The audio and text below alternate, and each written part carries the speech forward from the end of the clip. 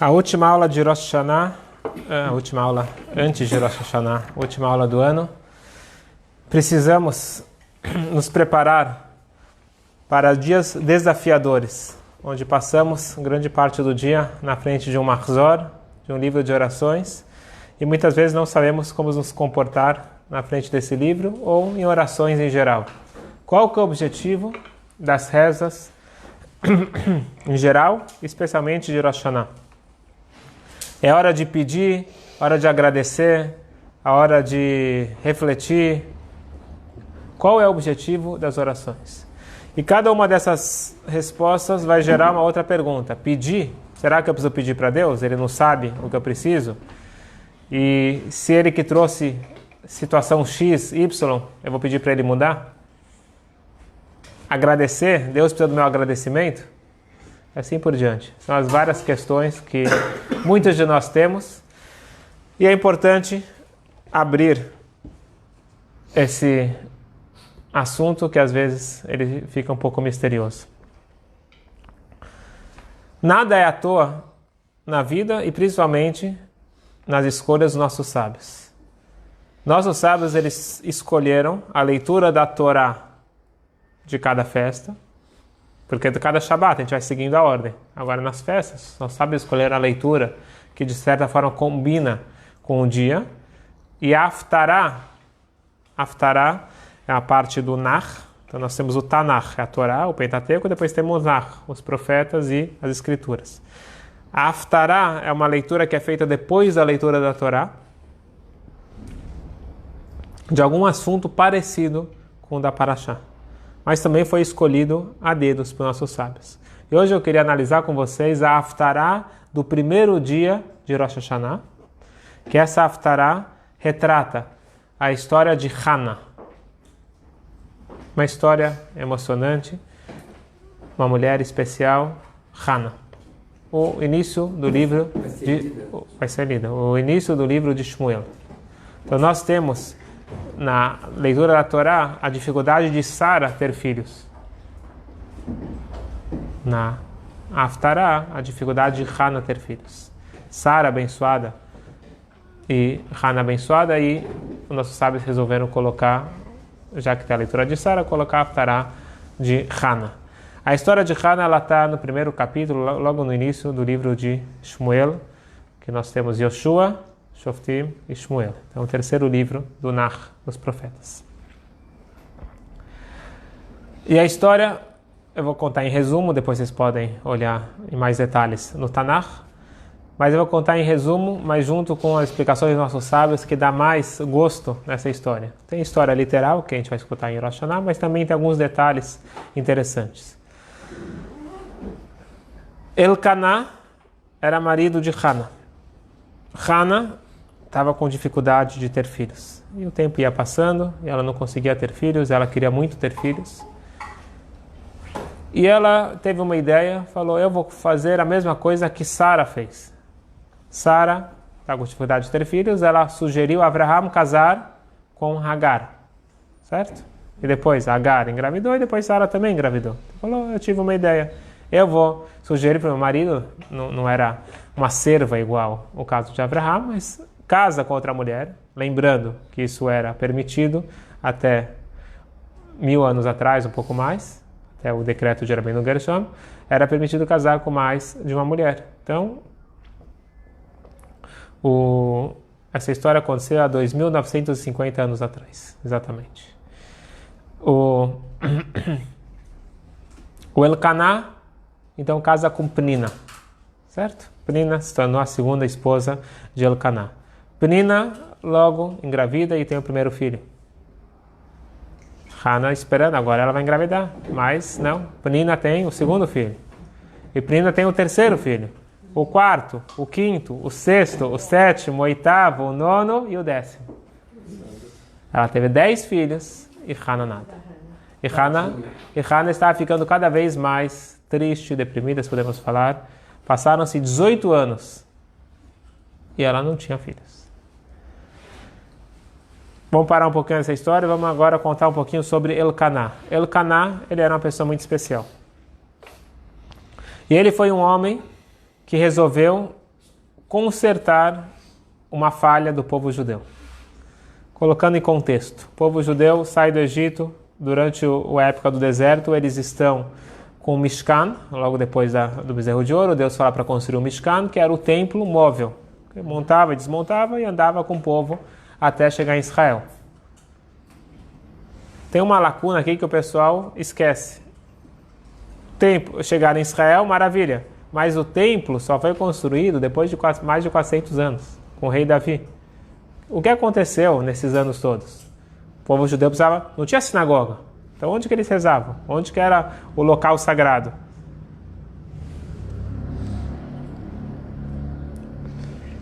Então o povo judeu ele sai do Egito, chega em Israel, e quando eles chegam em Israel, o Mishkan, o templo móvel, ele entra junto com eles. O templo móvel, ele é instalado em Nova, etc., mas nesse tempo todo, a grande parte do tempo, 365 anos, se eu não me engano, o Mishkan ele ficou em Shiló, certo? Hoje se tornou um lugar turístico. Quem quiser ir para Israel, tem um lugar chamado Shiló, tem uma planície lá, que eles falam que lá ficava o Mishkan, e fizeram lá um museu, alguma coisa, estão revivendo aquele lugar. O Mishkan, ele era o local sagrado do povo judeu. Só que com o passar do tempo, as pessoas não iam visitar Shiló, não iam visitar o Mishkan. Cada um tinha suas coisas para cuidar. No deserto era fácil, não tinha que trabalhar, não tinha que fazer nada, eles estavam perto do Mishkan e ia todo dia lá e era tranquilo. Agora em Israel, cada um cuidou da sua vida e o Mishkan foi mais ou menos esquecido. E exige uma mitzvah de visitar o templo, ou visitar o Mishkan, pelo menos 3 vezes por ano. Pesach, Shavuot e Sukkot, as 3 festas. Só que praticamente ninguém ia. Elcaná, o marido de Hana, ele decidiu colocar isso em prática. Ele juntou a família dele, como nós falamos. Ele tinha 10 filhos, com certeza filhos pequenos, 2 esposas. Ele juntou os irmãos, os sobrinhos, falou, vamos para Shiló. Não, mas como? Temos que ir. E ele juntou um pequeno grupo. E aí ele começou a viagem, parou num vilarejo. Então, e naquela época não era costume você viajar, muito menos com uma família dessas. Onde você está indo? Falou, onde eu estou indo? Você não está indo? Tá chegando agora a Shavuot, não sei qual festa que foi, tá chegando agora o Hag, a gente tem que ir para o Mishkan.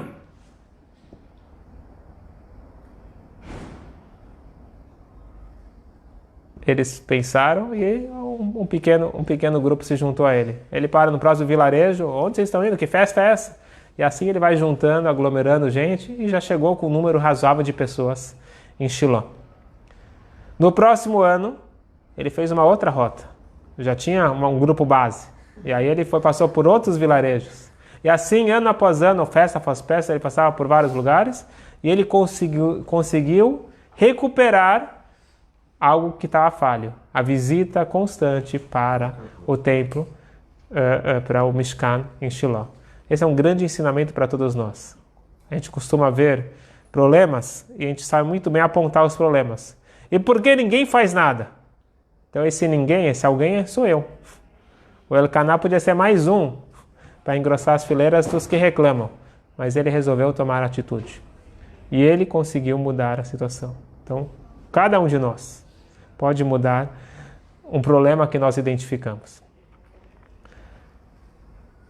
Isso foi todos esses anos. Agora vamos voltar para a história. Quando eles já tinham 18 anos de casados, Hana sofrendo que não tinha filhos, Peniná com 10 filhos. Penina teve uma ideia. E essa história que está no livro de Shmuel, a história que é Haftará, a leitura do primeiro dia de Rosh Hashanah. Então, depois que acabar a leitura da Torá, vamos ter a leitura da Haftará, que vai retratar essa história. Penina, ela teve uma ideia brilhante. Ela, apesar de ser rival de Hana, ela tinha pena de Hana. E ela pensou, por que Hana, que é uma tzadeket, uma mulher tão especial, não merece ter filhos? Alguma coisa de errado está acontecendo. Eu acho que ela não está rezando o suficiente. Ela precisa rezar mais. Mas eu vejo ela rezando sempre. Então, deve ser que ela tem que rezar com mais intenção. Eu tenho uma ideia. Para fazer ela rezar mais. Eu vou deixar ela ficar mais aflita.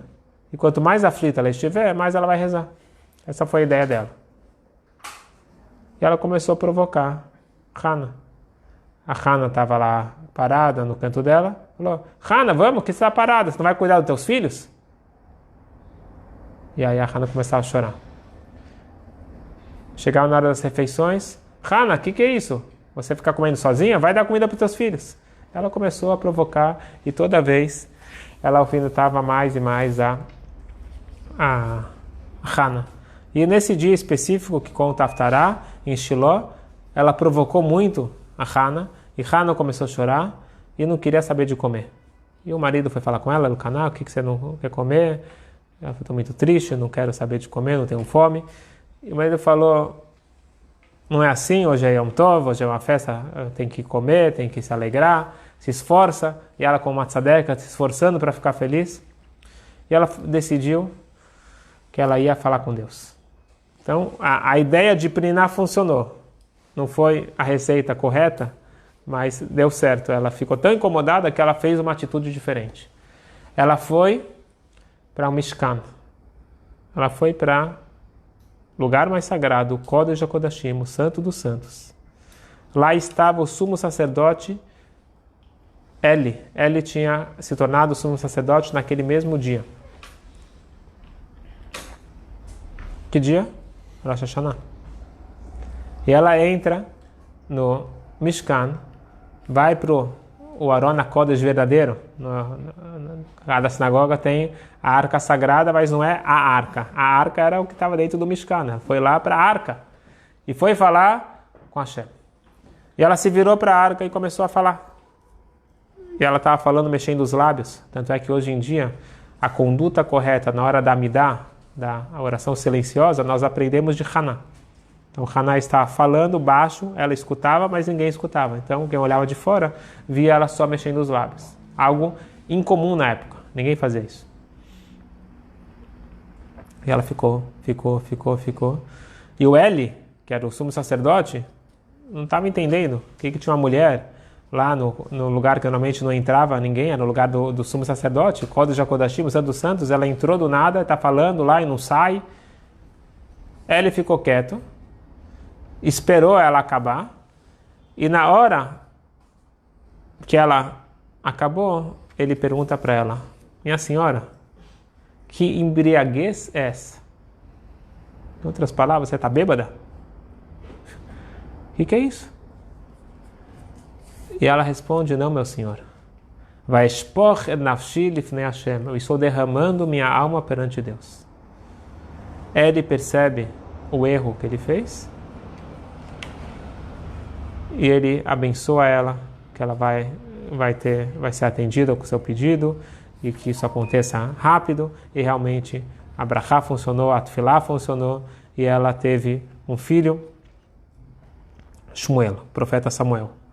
E ela tinha prometido, na hora que ela rezou para Deus, que se ela fosse atendida, ela daria o seu filho de presente para Deus. Ele seria consagrado para servir a Hashem. E assim foi. Shmuel, logo depois que nasceu, Hana entrega ele, depois de 2 anos, entrega ele para ele cuidar e já ser treinado no serviço. Ele era Levi, o pai dele era Levi, ele já foi treinado para ser o auxiliar de Eli Cohen, o sumo sacerdote. Mas eu queria analisar com vocês essa história. Como que Eli, o sumo sacerdote, uma pessoa tão elevada, pode fazer um erro tão grotesco? Uma mulher está lá rezando, está claro que ela está em desespero, em agonia, e ela está falando com Deus, e Eli chega para ela e fala, o que você está bêbada? Se ele não sabe o que ela está fazendo, pergunta de uma forma bonita, que ele está... Não combina com um sumo sacerdote fazer uma pergunta dessas. E a segunda pergunta, se realmente ele achou que ela estava bêbada e chamou ela de bêbada, por que a Torá relata essa história? A Torá não relata todos os detalhes de todas as histórias. A Torá não fala mal de ninguém. Está escrito que a Torá não fala mal nem do animal. A Torá vai falar mal do sumo sacerdote, do Eli Cohen?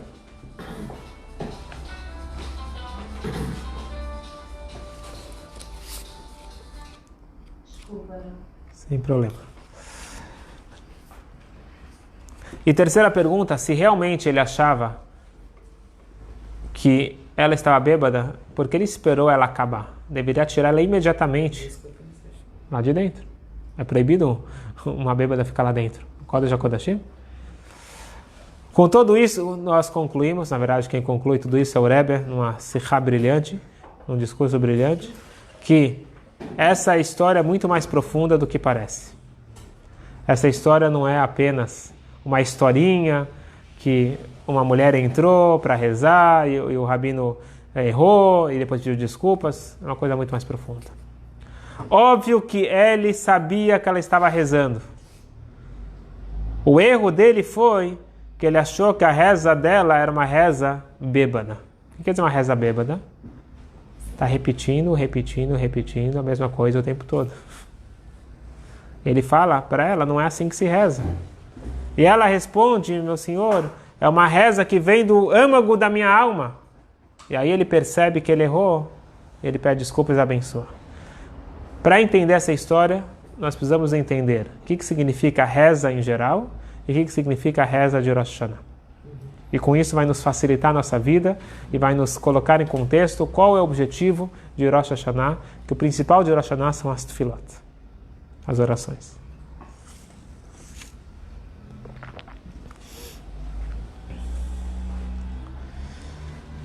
E essa é a ligação dessa leitura com Rosh Hashanah. Então, não é à toa que ela foi escolhida. Rosh Hashanah é considerado Yom Adin. É o dia do julgamento. Primeira coisa, quem é julgado em Rosh Hashanah não são só os judeus. Rosh Hashanah são julgados todos os homens, toda a humanidade e todos os reinos. Tudo é julgado em Rosh Hashanah. Toda a criação divina é julgada em Rosh Hashanah. E o que nós somos julgados? Tudo. Não só quem vai viver, quem não vai viver. E não só quanto dinheiro você vai ganhar ou vai perder. É dito que tudo é julgado. Quanta alegria, quanta inspiração, quanta sabedoria e assim por diante. Tudo é julgado em Rosh Hashanah. E aqui, vamos relembrar, as pessoas confundem um pouco e falam, não, eu vou para Yom Kippur na sinagoga. O dia, e na verdade é um dia de 48 horas, o dia mais importante do nosso calendário é Rosh Hashanah. Rosh Hashanah é quando é decidido tudo. Então se a pessoa acha que tem que trabalhar, se você está preocupado com a tua parnassá, então o ideal seria você cuidar dela na sinagoga em Rosh Hashanah, escutando o shofar, fazendo teilim, fazendo tefilá, que lá vai ser tudo decidido. Nesses 2 dias é o cérebro do ano. Tudo, mas tudo vai ser decidido em Rosh Hashanah. E daqui a pouco a gente vai explicar como conseguir tudo que a gente quer. Mas é o dia que é julgado. Como nós devemos nos comportar num dia de julgamento? Ou no momento de julgamento?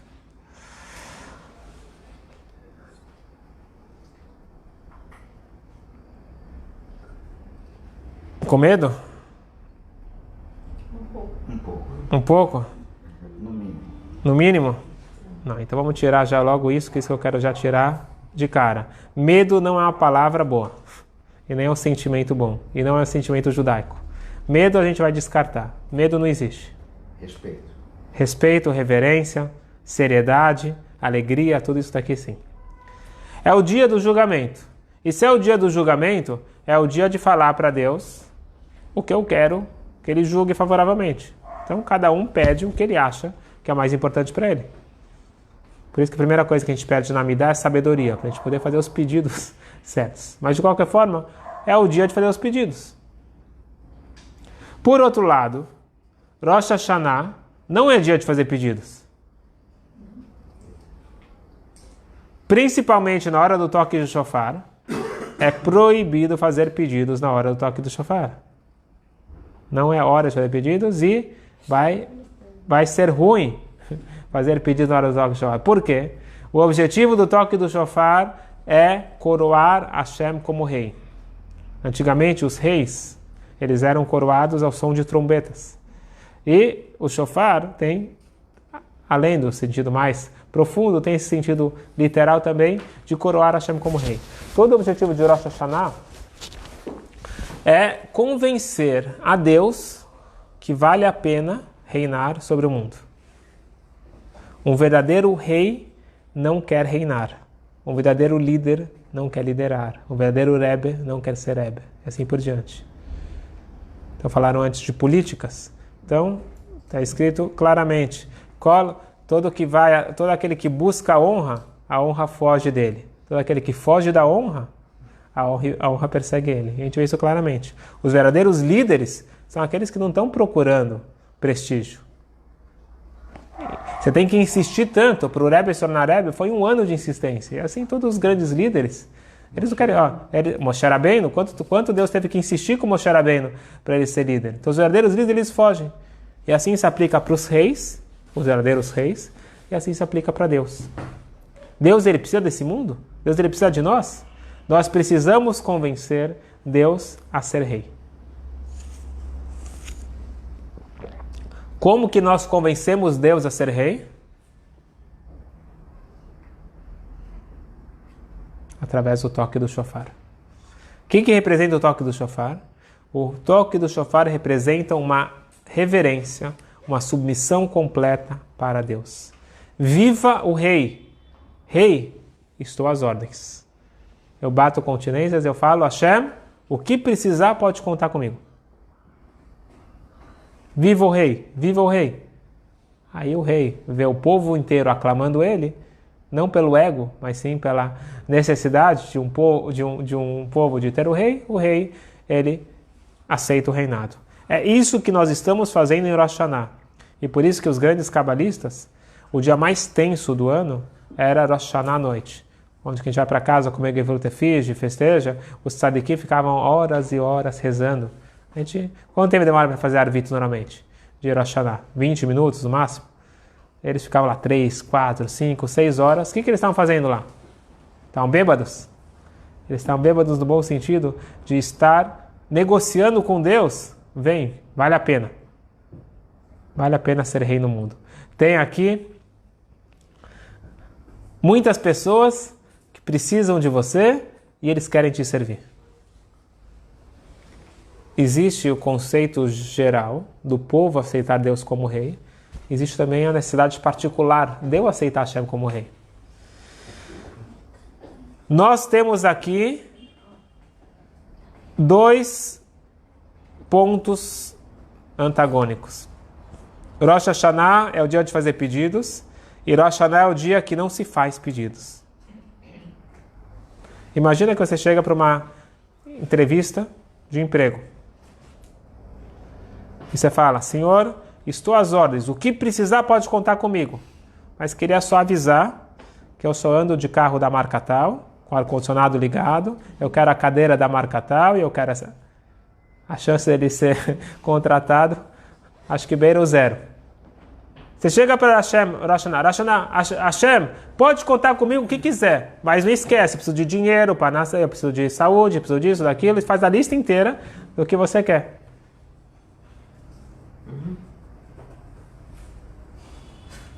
Negociou com Deus. O Zohar, ele fala o seguinte, ele fala que toma cuidado para você não parecer um cachorro que ele está toda hora te pedindo comida e você não pode parecer isso na hora da tefilá de Yom Kippur, ficar pedindo.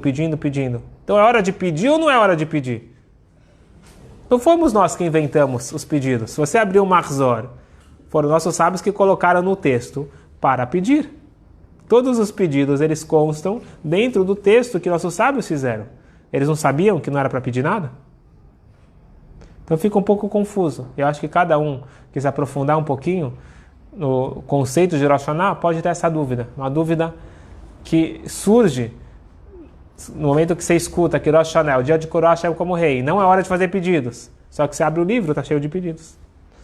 Como a gente resolve esse impasse?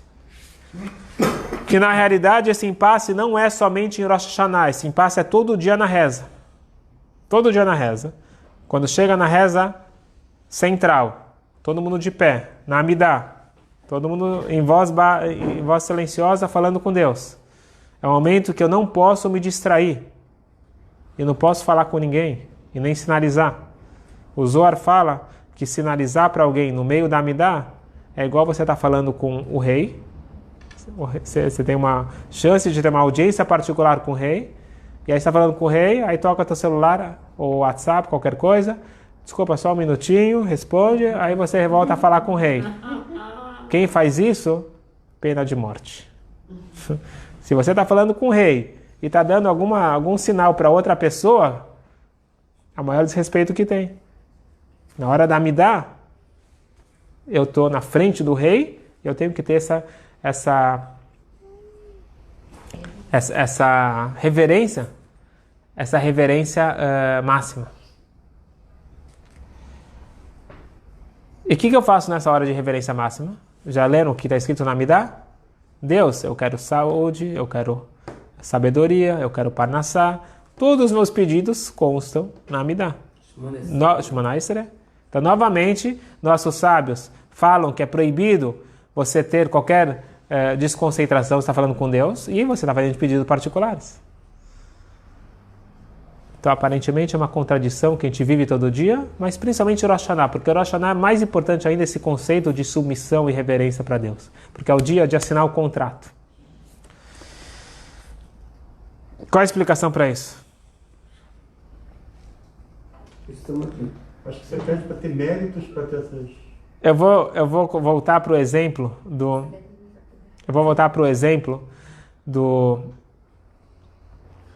candidato a emprego. Nós falamos que ele chega fazendo exigências, ninguém vai contratar ele.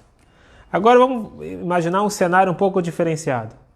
Ele chega para o patrão e fala: estou às ordens, o que precisar pode contar comigo. Mas se eu puder falar alguma coisa, se for possível adquirir tal ferramenta, eu vou produzir muito mais rápido e vou ajudar a empresa.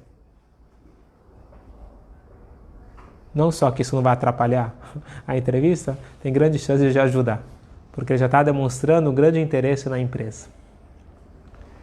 Se um Yehudi ele chega em Rosh Hashanah e fala: Hashem, eu quero isso, quero aquilo, então é que nem diz o Zohar, ele é um cachorro que está pensando só em si próprio. Agora, se ele fala: Hashem, o meu interesse é o reinado de Deus no mundo. Para o reinado de Deus estar presente no mundo, precisa cumprir as mitzvot. Para cumprir as mitzvot, eu preciso ter saúde. Eu preciso ter força. Eu preciso ter os meios, preciso ter parnassá para conseguir cumprir as mitzvot. Eu preciso ter tranquilidade, preciso ter tudo resolvido para poder servir a Hashem da melhor maneira. Se eu peço para Hashem tudo o que eu preciso, mas com o objetivo de servir a Deus, eu garanto que a nossa tefilá vai ser aceita. Não sou eu que garanto, Hashem garante. Vamos lembrar o que aconteceu lá com Haná. Haná, ela falou para Hashem: eu quero ter um filho, mas não é porque eu quero ter um filho porque eu. Eu quero ter um filho para poder servir melhor a Deus. Ela foi atendida na hora. A gente não precisa chegar no nível de Haná, de entregar nosso filho para o Mishkan, para o Beit HaMikdash. Isso daqui já é o nível de Haná e de um filho igual Shmuel. Mas ter essa ideia de falar: Hashem, por que eu preciso de Parnassá? Não é porque eu quero ter o carro do ano, porque eu preciso aparecer. Eu quero ter Parnassá, para poder ter os meios, para poder sustentar minha família, para poder cumprir as mitzvot. Esse pedido é mais do que digno. E estes são os pedidos que constam dentro do Mahzor. Eu peço por vida, como nós falamos semana passada. Eu peço para viver e não apenas existir. Eu peço Parnassá digna, decido que ela venha através de Deus e não através da mão dos homens, que o que vem através da mão dos homens é amargo. Eu quero que seja doce, que venha da mão de Deus. Eu peço tudo da melhor forma, diretamente de Deus. Eu posso pedir? Eu devo pedir. Alguém aqui fez um comentário no Facebook que não gostou que eu disse que não é para fazer pedidos na hora do shofar.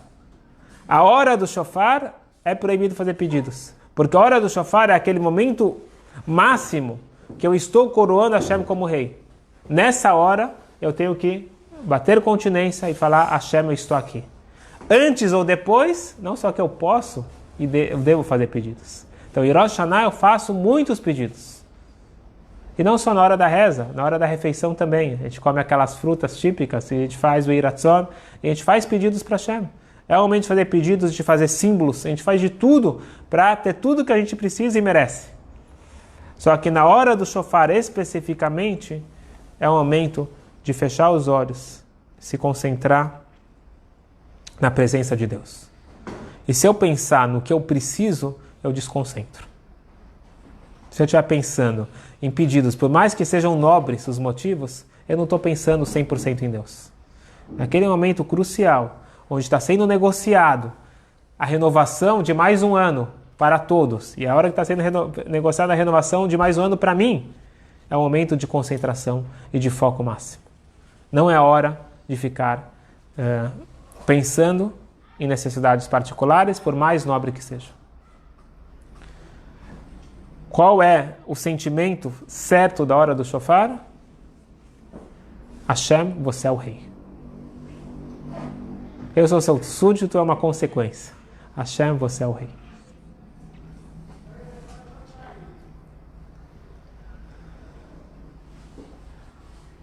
Voltando para a história de Eli e Hannah. Eli fala, você está bêbada. Ela fala, não estou bêbado. É uma reza que vem da essência. O que aconteceu aqui? Eli achou que ela estava fazendo uma reza por interesse. Cada um tem os seus interesses. Um foca no dinheiro, outro foca na família, outro foca na saúde, um foca em tudo. Falou, ela está focada, obstinada, que ela quer um filho. E ela não para de repetir, Deus, eu quero um filho, Deus, eu quero um filho, Deus, eu quero um filho, eu quero um filho. Falou, o que você está aí meia hora falando a mesma coisa? Você está bêbada? Bêbada no sentido que você está bêbado, você fica repetindo. Então você está repetindo, não é assim que faz tefilá. Calma um pouco, relaxa. Você está colocando muito a tua presença, teu ego. E ela fala, desculpa meu senhor, mas acho que o senhor não entendeu qual que é a minha tefilá. A minha tefilá está vindo da minha essência. Não é um interesse egocêntrico. É um pedido da essência da alma. E se vem da essência da alma, você pode falar horas e horas. Porque é a tua alma que está se expressando e não é um ego. É a essência da alma. E quando ele percebeu isso, ele falou, agora você conseguiu. Não precisa se preocupar, porque você fez a tefilá bem feita. Minha brachá só vai complementar, mas a tua tefilá, o teu pedido, ele foi, com certeza, aceito. Vocês devem estar se perguntando, está tudo muito bonito na teoria para Haná. Mas quando eu falo com Deus, Rosh Hashanah, eu estou falando de dinheiro, eu estou falando de saúde, eu estou falando de família, não estou falando da alma, não sei o quê, eu estou falando, vamos ser realistas. O que a gente está falando lá? A gente está falando da alma, do reinado de Deus? Na prática a gente não está falando nada disso. Rubens, é isso que você pensa na hora das pedidas? O Rebbe fala isso, o Rebbe fala, todos nós somos pessoas que temos, e quando realmente a gente está com um problema sério, a gente fica focado naquele... Divina, Quê? você não explicou que tem duas almas? Ah, tá vendo? O Rubens, ele sabe, perfeito. O Rubens deu a resposta, maravilha. O Rubens explicou certinho. Temos alma divina e alma animal. Perfeito. Parabéns. Muito bom. Olha só o que os místicos falam. Você vê uma pessoa em Rosh Hashanah que ele precisa de parnassá. Ele está precisando de emprego. Ele está o tempo todo em Rosh Hashanah, exceto a hora do shofar, falando, Deus, eu preciso ganhar dinheiro. Deus, eu preciso ganhar dinheiro. Você pergunta para ele, por que você quer ganhar dinheiro? Eu quero ganhar dinheiro porque eu preciso ganhar dinheiro. Fala, porque você quer cumprir mitzvot? Não, eu quero ganhar dinheiro. É porque você quer ver o reinado de Deus no mundo? Não, eu quero ganhar dinheiro. Mesmo quem tem dinheiro, ele quer mais dinheiro. Para que você quer mais dinheiro? Não, porque eu preciso comprar aquela casa na Europa, estou precisando. E assim por diante. E ele é sincero. Ele não está falando de mitzvot, não está falando de Deus. E vem os nossos sábios e dizem, saiba que todo mundo, quando chega a Rosh Hashanah, está pedindo por Deus. Porque se não fosse por isso, não poderia pedir. Porque é um dia de reinar, de coroar Hashem como rei. Nossos sábios falam o seguinte. O Baal Shem Tov, ele explica que alguém que está com fome e alguém que está com sede, ele vai atrás de uma comida e bebida. Na verdade, não precisa nem estar com fome ou com sede. Se ele vê uma comida gostosa, às vezes ele não está com fome nem com sede, mas ele vai atrás. Por que ele vai atrás? Porque a alma divina dele está buscando as faíscas que estão dentro daquela comida. Calma aí. Eu estou vendo aqui aquele doce, eu quero comer o doce. Eu estou pensando nas faíscas da alma divina, eu estou pensando no doce, eu quero comer aquele doce. Diz o Baal Shem Tov, o que você está pensando não interessa. Saiba que a tua alma está te trazendo para aquela comida. E não é à toa que tem pessoas que gostam de algo mais doce, pessoas que gostam de algo mais azedo. Tem a ver com as faíscas de cada alimento que tem a ver com a minha alma para refinar. A tendência das firot, etc. Eu estou em uma busca da alma. Em outras palavras, existe a realidade absoluta, existe a aparência. Quando você olha para alguém pela embalagem, quer dizer, eu não estou falando só o outro olha. Quando mesmo eu olho, pode ser que eu estou vivendo uma vida superficial. Pode ser que eu peço para Deus dinheiro porque eu quero dinheiro. Pode ser que alguém quer comer comida porque ele quer comida. Dizem os místicos, isto é o que aparenta por fora. Mas se você acessar a essência da alma quer o reinado de Deus no mundo. A essência da alma quer refinar as faíscas. E a prova que isso é verdade, que quando eu estou em sintonia com a essência da minha alma, eu me sinto feliz. Quando eu sinto que eu estou realizando a minha missão, eu me sinto realizado. Então Freud diz que a felicidade vai vir pela busca do prazer. Adler vai falar de você ter a sua honra, seu kavod saciado. E assim cada um vai falando uma coisa. Viktor Frankl fala do que você sente que está realizando o seu sentido de vida, você tem sua missão.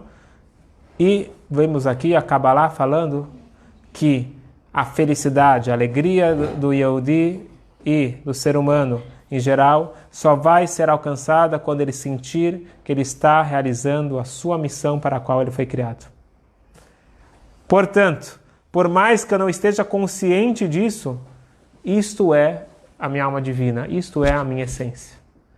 E nada melhor do que Rosh Hashanah para acessar um pouquinho a minha essência. É um dia propício para isso. Mas mesmo que eu não acessar de uma forma racional a minha essência está presente. E se a minha essência está presente, eu posso e devo fazer os pedidos em Rosh Hashanah. Posso e devo fazer os pedidos em Rosh Hashanah. Mas para ser efetivos, procure pedir, como eu expliquei, para o bem da empresa, para o bem da missão geral, e não uma coisa egoísta, uma coisa particular. E aí sim, os meus pedidos vão ter muito mais chance de serem atendidos. Porque na realidade, todos os pedidos são atendidos. Não existe uma reza que não é atendida. Todo mundo está me olhando? Ah, é? Como pode ser? Diz o Baal Shem Tov que todas as rezas são atendidas, mas nem sempre atendida para a pessoa que você pediu ou para o caso que você está pedindo. Se você rezou por saúde, você trouxe saúde para alguém. Você rezou por paz, você trouxe paz para algum lugar. E todas as filot, elas são recebidas por Deus e elas são realizadas imediatamente. Ou pode ser que as filot, elas ficam no plano espiritual, favorecendo algum outro plano que você não enxergue. Mas quando nós queremos que venha para o nosso plano material, aqui tem uma fórmula efetiva, a fórmula que nossos sábios recomendaram. Peça de uma forma altruísta. peça para Hashem poder realizar a sua missão nesse mundo. Ou como nós sábios falam uma técnica interessante, peça por outra pessoa. Tem uma tática que o pessoal usa, você reza por mim, eu rezo por você. Por mais que eles estão trocando, mas existe uma ideia que quando eu estou rezando para o outro, aí não tem interesse próprio. Estou rezando pelo outro. Então eu já tirei o ego da questão. E no momento que eu tiro o ego da questão, isso daqui já se torna mais fácil de ser aceito. Portanto, vai junto os dois conceitos. A ideia de coroar Hashem como rei é tirar o ego, colocar Hashem no centro. A ideia de fazer pedidos de Rosh Hashanah é revelar a minha essência, porque a minha essência não tem ego, a minha essência é pura. Nós aprendemos de Hana como deve ser feita a tefilá de Rosh Hashanah e como deve ser feita a tefilá no dia a dia.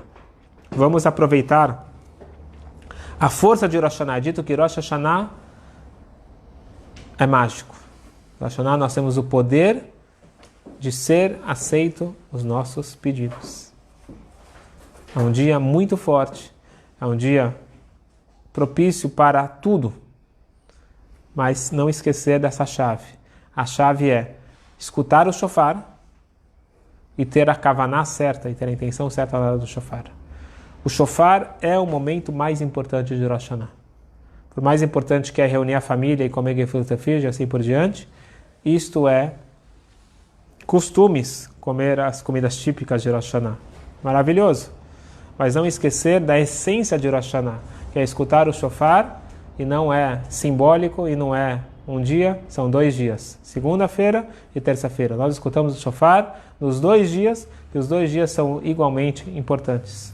Shofar de Yom Kippur é um costume, e não vai recuperar o shofar de Rosh Hashanah. Shofar de Rosh Hashanah é decisivo para o meu ano. Shofar de Rosh Hashanah é quando eu vou estar coroando Hashem como rei, e aí eu fecho o contrato, e aí sim eu posso fazer todos os pedidos, procurar fazer os pedidos da melhor forma possível, sem o ego, mas se eu não conseguir, faço de qualquer forma todos os pedidos, porque no final das contas Hashem sabe o que está no nosso coração. Que a gente possa ter um Shana Tová Umetuká, um ano muito doce, amém, um ano muito bom, amém, em todas as áreas, que a gente possa ter muita saúde, que a gente possa ter todas as brachot que nós precisamos, e família, e que nós possamos ter parnassá em abundância, e tudo que nós precisamos e merecemos, e talvez não merecemos, mas Hashem, Ele pode dar tudo, e por isso que um segredo também de Rosh Hashanah, não ficar focado em eu mereço ou não mereço, porque isso daqui não vai ser um bom argumento. Melhor falar, Hashem, você tem tudo, você é capaz de tudo. É até interessante, lembrando de Hannah. Hannah, ela falou para Deus, Deus, você tem tantas almas aí no céu, não tinha como arrumar uma para mim?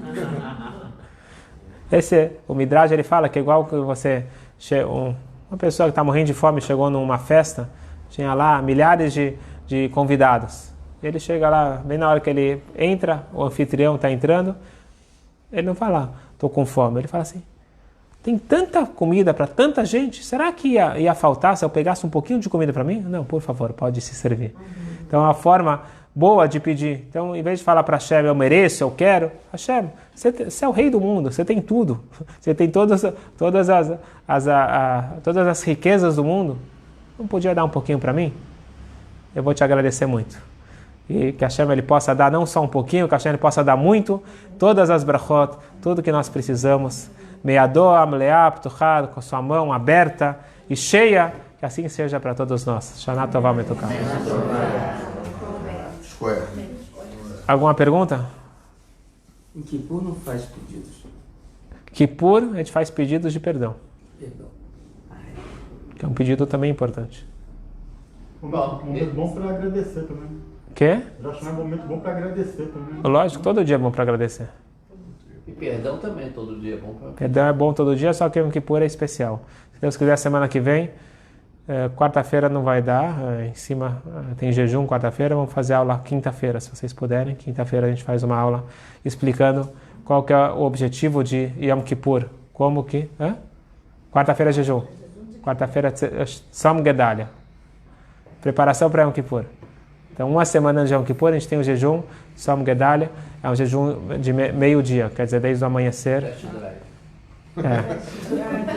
Começa mais ou menos 4h30 da manhã e vai acabar umas 6h30. Então, quarta-feira. Pós 2 dias de comer muito, a gente vai ter o jejum Tzom Gedalia, a morte do general Gedalia. Mais alguma dúvida? Tudo certo? Tudo pronto? Tudo esclarecido. Lembrando Estamos treinados. Lembrando, está treinado? A véspera de Rosh Hashanah é importante, sábado à noite, fazer uma reflexão geral do ano todo, um balanço do ano todo, entrar já no clima.